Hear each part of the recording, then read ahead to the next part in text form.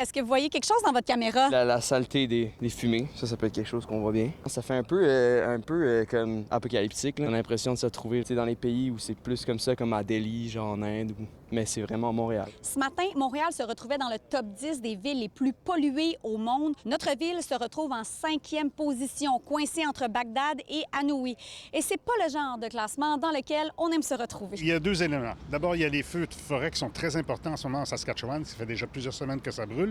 Et il y a les vents dominants qui amènent tout ça vers chez nous. C'est ce qui fait que la qualité de l'air est moins bonne. Et ça se remarque tout de suite, le ciel n'est pas bleu, il est plutôt laiteux. La pollution aérienne avec des microparticules, souvent surtout celles qui sont en bas de 2,5 microns, ça donne un effet inflammatoire dans le corps humain. Puis cet effet inflammatoire, souvent, va aller affecter le cœur, les poumons. Puis au niveau cardiaque, ça peut souvent donner des infarctus. Et est-ce que concrètement, vous voyez un lien de cause à effet assez direct dans les heures qui suivent ou dans les jours qui suivent? En fait, il y a des études qui ont montré que déjà, même le lendemain d'une journée avec indice aérien de pollution élevé, le taux d'infarctus du myocarde augmente. Environnement Canada a émis un bulletin spécial qui est encore en vigueur. On recommande notamment de limiter le temps passé à l'extérieur, mais aussi de limiter les activités et les sports qu'on fait en extérieur. Et là, on est sur le belvédère du Mont-Royal et on est à même de constater que peu de gens suivent ces recommandations. Bien, j'avais l'impression d'atterrir à Colombo. Parce que Montréal se classe quand même la 5e ville la plus polluée en ce moment. Bien, on a vu ça au belvédère, on voyait pas trop le paysage. C'est ça, donc vous avez atterri pour pas pouvoir voir Montréal. Voilà.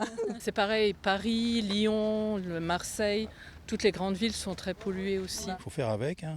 C'est bien, il faut marcher.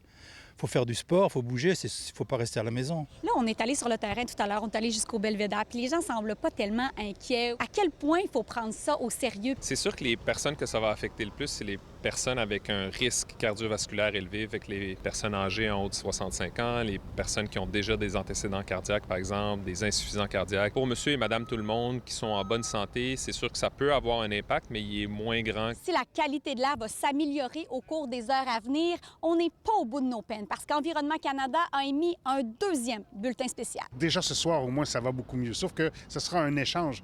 On va perdre la fumée et on va gagner un taux d'humidité qui va, à partir de demain, être vraiment incroyable. Sur le belvédère du Mont-Royal, à Montréal, Marie Cassimard, pour Nouveau Info.